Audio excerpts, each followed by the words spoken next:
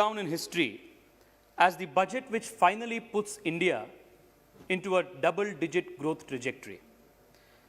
This will be remembered as the budget which will lay the foundations of a new India, which, unshackled and bound, will go on to create prosperity for 1 billion Indians. Sir, this budget makes the highest allocation ever made in the history of independent India towards infrastructure development and capital asset creation. The budget promises to create the 21st century infrastructure needed for New India. This budget has made the highest allocation ever to the health and well-being of Indians. New India will not only be the youngest nation of the world, but this budget promises to make it the healthiest nation as well.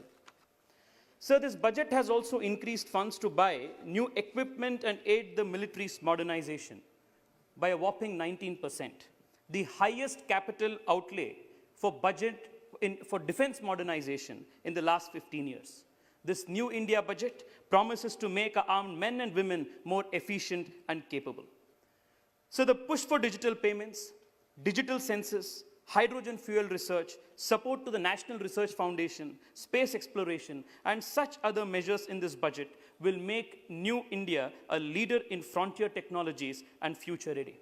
Most importantly, sir, all of this is achieved in this budget without increasing any direct tax to any Indian taxpayer. For this reason alone, the Honorable Prime Minister and the Finance Minister must be congratulated.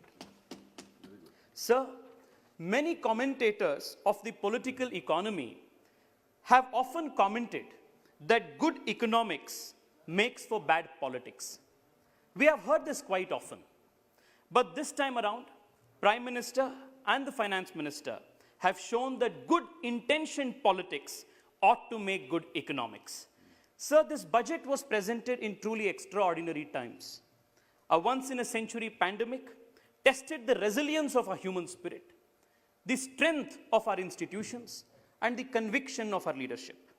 It's a tribute to the inherent vitality of this ancient civilization that despite these tall challenges, we have emerged only stronger. Sir, the way our country has handled the COVID pandemic is a testimony to the character, the strength of the character of 1 billion Indians.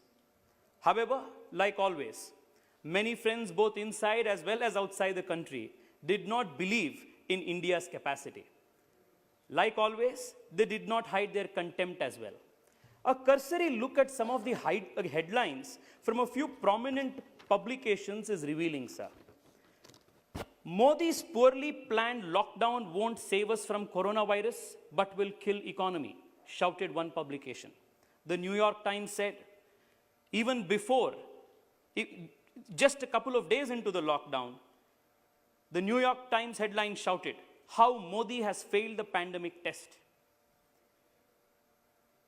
Another author wrote why COVID-19 pandemic in India is similar to sinking of the Titanic. Sir, one left-wing ideologue, a senior former parliamentarian, also ingeniously saw some communalism angle also like they always do. He wrote an article titled, The Hindu Right-Wing Has Communalized COVID-19. So while these were the headlines, what were the result? Sir, today, the Indian model of handling COVID-19 is considered to be one of the best models in the world. Let me just state a few numbers which will demonstrate this. Sir, India today has the lowest death per million population in the top 25 countries with the maximum number of cases. India is amongst the lowest countries having the lowest case fatality rate of 1.4% compared to the global CFR of 2.1%. Sir, India today is the second highest, is the country with to have conducted the second highest number of tests of more than 20 crore 25 lakh. Even as wealthier countries, sir, like Netherlands, is even today struggling to convince its people to abide by lockdown rules. India prevented more than 35 lakh additional infections and more than 1 lakh death because of successful and timely implementation of the lockdown. Sir, India's economic stimulus value in dollar terms given during the lockdown amounting to about 13% of our GDP, is more than the collective GDP, is more than GDP of about 149 countries. From wholly dependent on PPE and N95 mask imports to building capacity to not only service our domestic demand, but to export it in a matter of 3 months is no mean feat. The only country to have done this today is India. So we have the distinction of repatriating the largest number of our stranded citizens from the highest number of countries during the global lockdown. So one of the few countries that have indigenously developed and manufactured COVID vaccine is India. So countries manufacturing the largest number of vaccines as we speak, earning the goodwill as the vaccine capital of the world. So we have distributed vaccines, supplied vaccines to 15 countries, from Burma to Barbados, and 25 more countries are in queue at different levels. Sir, we are also the fastest country in the world to reach the 4 million COVID vaccine mark, an incredible feat in a country as diverse and as vast as ours. Sir, at this time, I also want to congratulate the Finance Minister for giving 35,000 crores towards vaccine distribution, towards vaccine development in this budget. So in the course of the remarks, Dayanidhi Maranji very sarcastically expressed doubts on the credibility of the vaccine. He asked, why is the Prime Minister not the first person to take the vaccine? So perhaps if this was old India, the politicians would have been the first people to take the vaccine, sir. This is the new India where the frontline workers, our doctors, our Safai Karamcharis, these people are being given importance, sir. So perhaps if this was old India, maybe the family of Dayanidhi Maranji, his grandmother, grandfather, Stalinji, Udaynidhiji, all of them, maybe they would be the first people to take vaccines, sir. This is new India. Therefore, we are not allowing politicians to take any privileges out of turn. The ones who are fighting for this country, the ones who are frontline workers, they will be prioritized in giving the vaccine, sir. Sir, at the same time, sir, I would also want to say, sir, a big question that needs to be answered today, sir. So even in the face of such difficult challenges, if a country has shown the kind of strength, resilience to stand up to these challenges, if we are so blessed with such immense natural and human resources, so what kept the country so spectacularly poor for so long? Why did India, rather how did India manage to remain so poor for so long? So the answer to this question is very simple. India did not remain poor by chance. India remained poor by choice. So India did not remain poor by default. We remained poor by design. We remained poor by policy. So the most potent condemnation of this ingenuity of our erstwhile policymakers, of deliberately perpetuating poverty as a state policy, comes from the most eminent lawyer, Nani Palkhiwala. Sir, speaking in 1990, on the occasion of India's 43rd independence year, he remarked, and I quote, "The Economist rightly remarked in January 1987 that socialism as practiced in India had been a fraud. Our brand of socialism did not result in transfer of wealth from the rich to the poor, but only from the honest rich to the dishonest rich. We built up state-owned enterprises called the public sector in India. The sleeping sickness of socialism is now universally acknowledged, but not officially in India. No fewer than 231 public sector enterprises are run by the union government and 636 by the state governments. These public sector enterprises are the black holes, the money guzzlers, and they have been extracting an exorbitant price for India's doctrinaire socialism. There is a tidal wave of privatization sweeping across the world from Bangladesh to Brazil, but it has turned aside in its course and passed India by.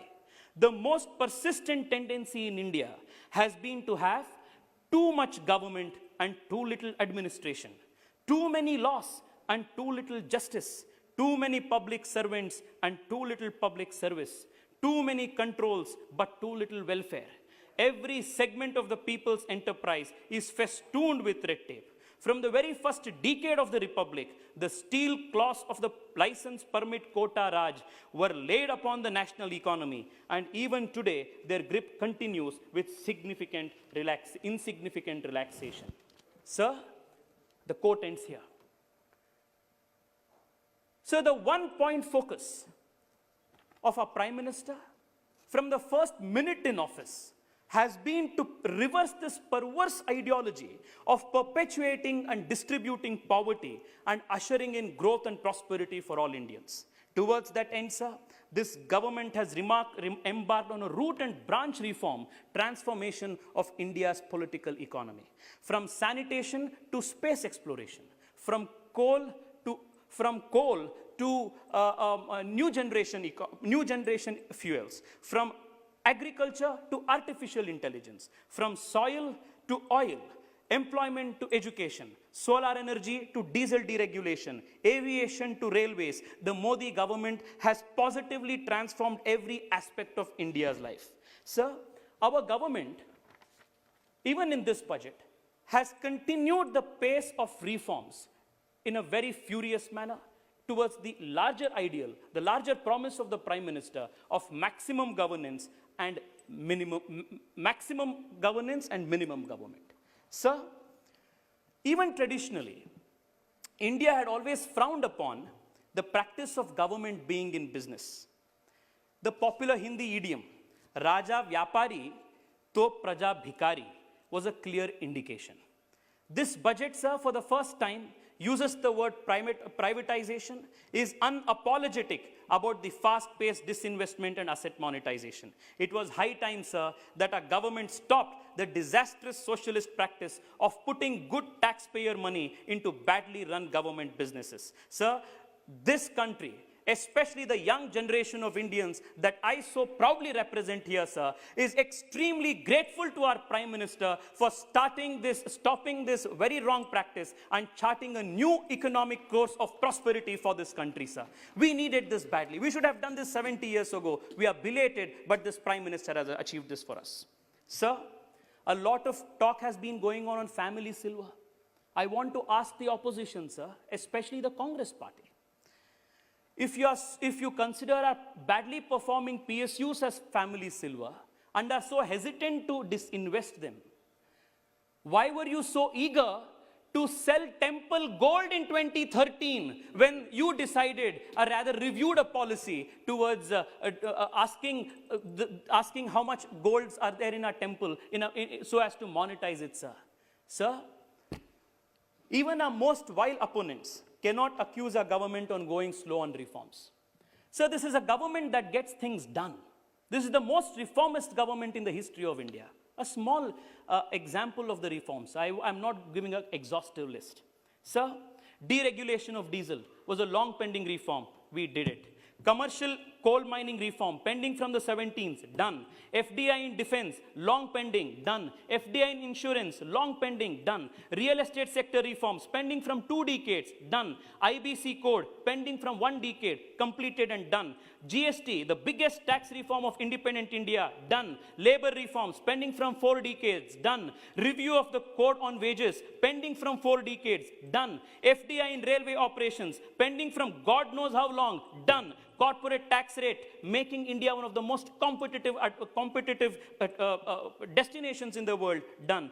Faceless assessments, faceless appellate tribunals, pre-filled returns, all making the life of a taxpayer easy, done. Recapitalizing our public sector banks, done. Reforming our public sector bank administration is done.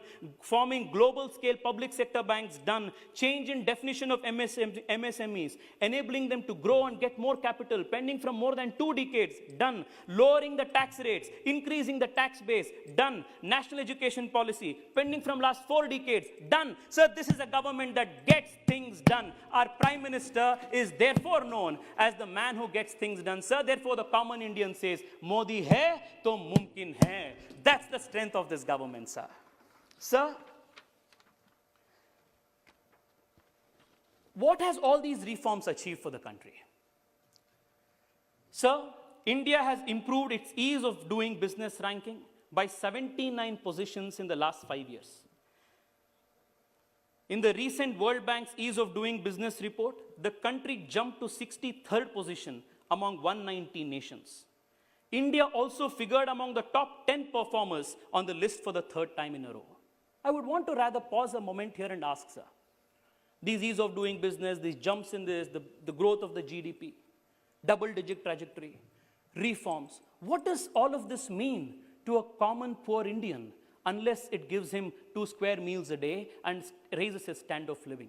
What have these reforms achieved in that regard? Sir, as a result of all of these reforms, the size of the economic pie has increased and has empowered the government to lift a large number of people out of poverty. Sir, it gives me immense joy and pride today, sir, to stand here and say that under Prime Minister Narendra Modi, India has lifted the highest number of Indians out of poverty in the shortest period of time.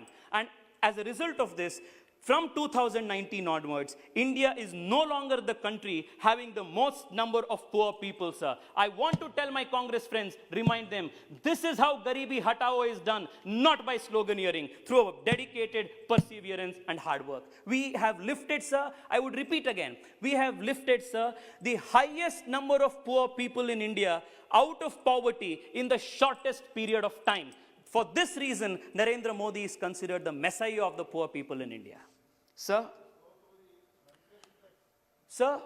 for a long time, inane and meaningless debates have gone on in this country for a very long time, sir, on pitching growth against distribution, should be the right economic ideology. Sir, pro-welfare in microeconomics and pro-market in macroeconomics. This has been the hallmark of Narendra Modi's style of economy. A third way, a unique model of economic development that the world is very keen to follow. Sir, while we are here, I would also want to dwell a couple of minutes on how difficult pushing all of these reforms have been. Take the farmer reforms, for example, sir. So from the time I have been in school, and people of my generation, all of us have read in our textbooks, sir, that the Indian farmer is subject to the vagaries of monsoon.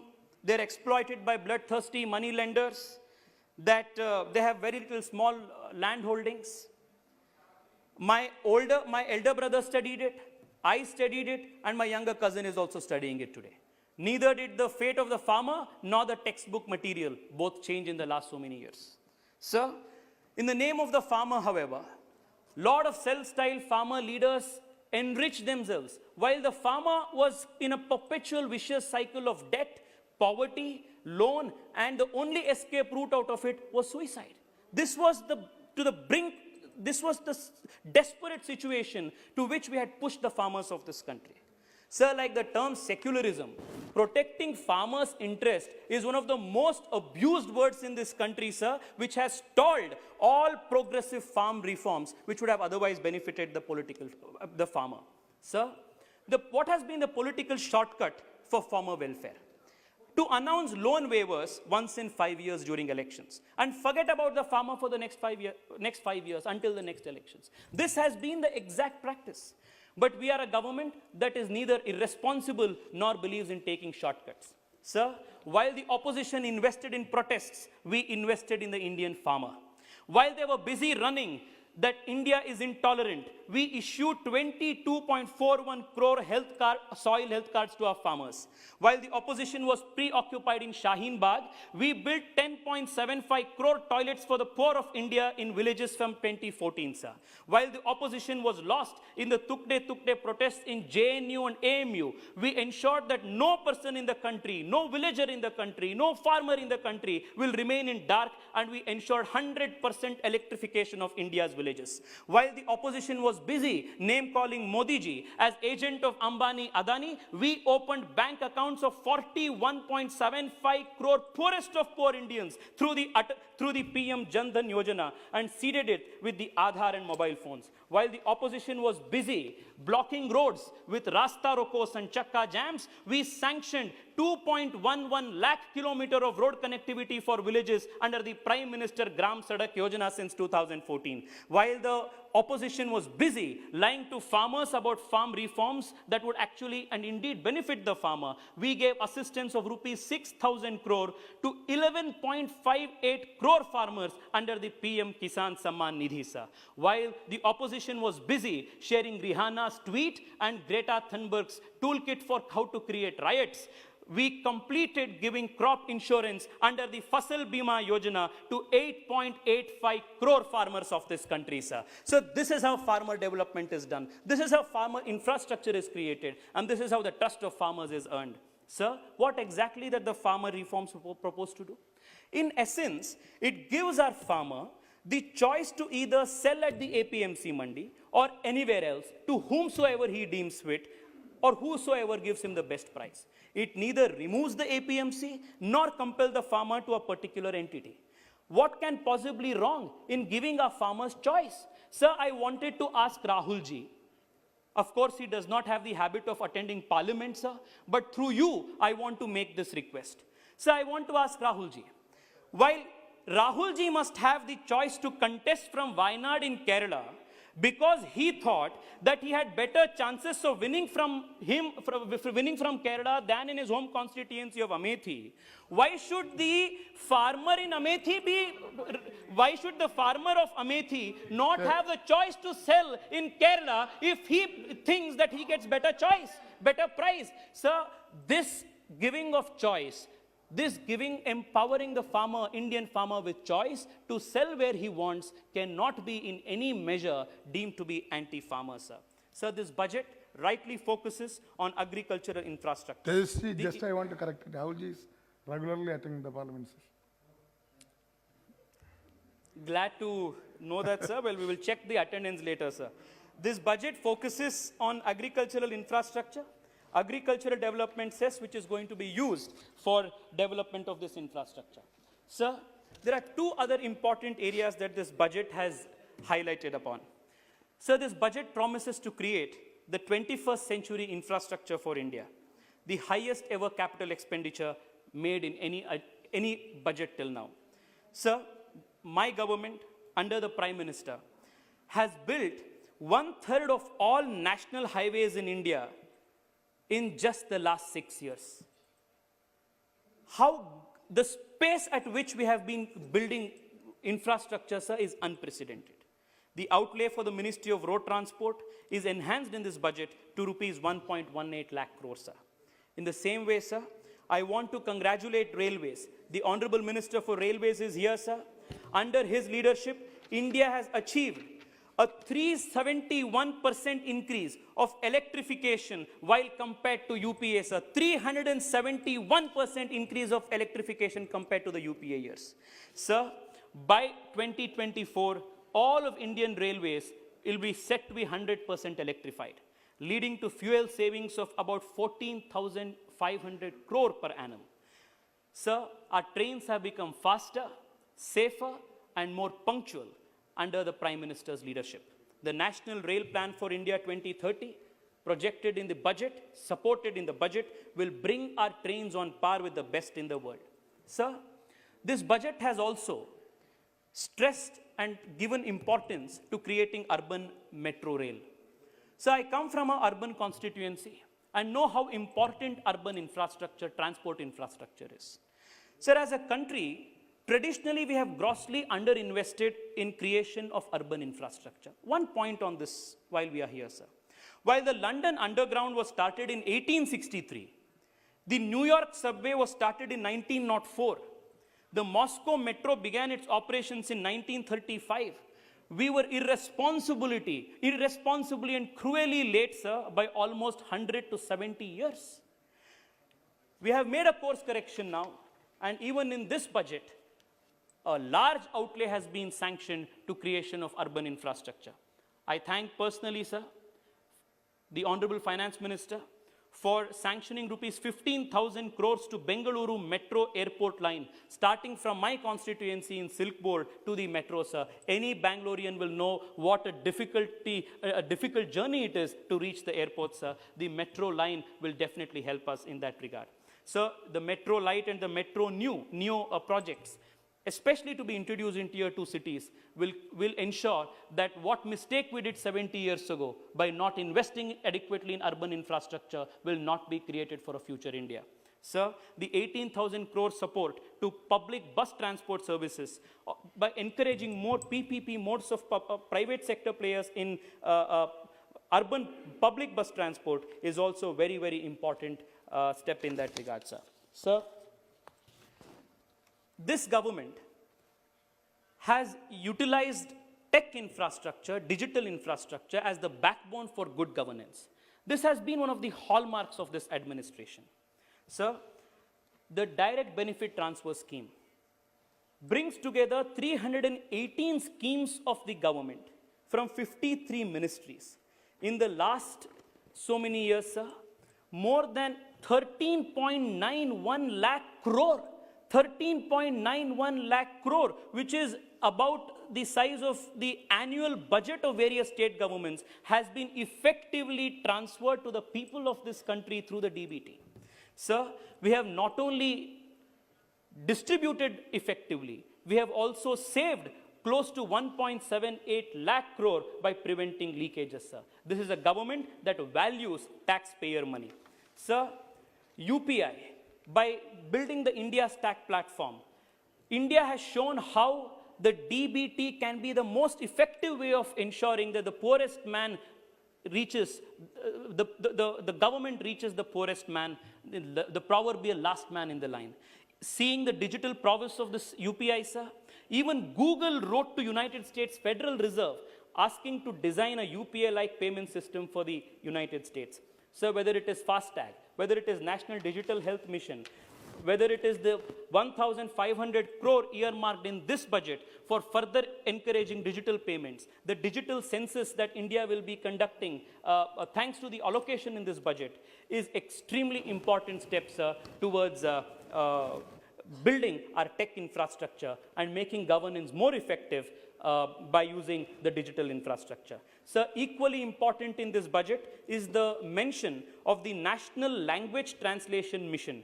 It will make governance and policy related knowledge available on internet in major Indian languages. Sir, coming from a state of southern India, I can't stress how important this is in bringing government communication closer to our people, sir. Sir, the other very important structural reform, using a digital platform that has been proposed in this budget, which will have wide-ranging ramifications on a rural economy, is the Swamitwa project aimed at digitizing rural land records. Sir, this scheme will provide digital property cards to our rural citizens. This will go a long way in helping them financializing their assets as well as reducing chances of disputes and distress. So the Peruvian economist Hernando de Soto, in his celebrated work, The Mystery of Capital, states that developing nations must recognize and protect the property that poor people have created, but which is currently of uncertain legal validity, and thus is of little use in securing the loans necessary to invest in personal or business development. Giving them proper legal titles will mobilize the entrepreneurial vigor and the hidden wealth of the poor. Sir, seen in this light, the reforms under the Swamitwa Yojana, by giving digital recognition of property titles, will play a very, very important role, sir. Sir, just one very important issue before I conclude, sir. I come from the startup capital of the country, Bengaluru, and this budget has given adequate stress and thrust to the startups of the country. Sir, from abolishing and resolving the issue of angel tax, to setting up of commercial courts, to enabling direct listing of Indian companies on foreign exchange, or the Startup India program, the Prime Minister has supported Indian startups. Sir, the budget this time mentions that one-person companies will operate without restrictions. This is going to create a great amount of jobs by enabling more young people to incorporate companies easily, test their business ideas, scale them up, and employ more people. Sir, the National Research Foundation has been allocated 50,000 crore rupees, sir. Any country, especially in a modern economy today, if it has to progress, has to make advances in technology. And in that direction, sir, the National Research Foundation grant is extremely important. Sir, this budget is futuristic also because this budget speaks of and gives support to green energy, sustainable growth, and energy security. Sir, it is a matter of great pride for India today that of the 5 largest solar power plants in the world, 4 are in India today. We have taken the leadership in the world today by starting International Solar Alliance. This budget further gives boost to non-conventional energy sector by additional capital infusion of 1,000 crores. Sir, I will not take more than 2 minutes, sir. I am just coming to my conclusion, sir. This budget, sir, this budget also promises a hydrogen mission. I will just take 30 seconds to explain why this has important national ramifications, not only for today, sir, but for very many millions of young Indians who are not even born today. Sir, a lot of people are excited about the possibilities of electric mobility in India. But we can and we should explore other routes of zero emissions, like for the example of a hydrogen fuel cell. So today, nearly 65% of lithium-ion batteries come only from China. 65% of all lithium-ion batteries in the world today come only from one source, sir, that is China. By comparison, no single country produces more than 20% of global crude oil output. In this regard too, sir, the thrust on hydrogen mission is good for the country's energy security. This budget also shows that we are sensitive and a responsive budget. Sir, whether it is bringing under the fold of the labor law reforms the new employees of the gig economy, or the reforms made to one nation card, or the amendment made to the Deposit Insurance Credit Guarantee Act so that the investors can have time-bound access to their deposit to the extent of the deposit insurance, are all in the direction of making showing that this is a more sensitive and a more extremely caring government, sir. Sir, you also come from the south of India, like I do. So what has this budget given to the south of India? One of the highlights of this budget has been the equitable distribution in terms of priorities, sir. Sir, I would want to take the case of Kerala, sir, from where you belong.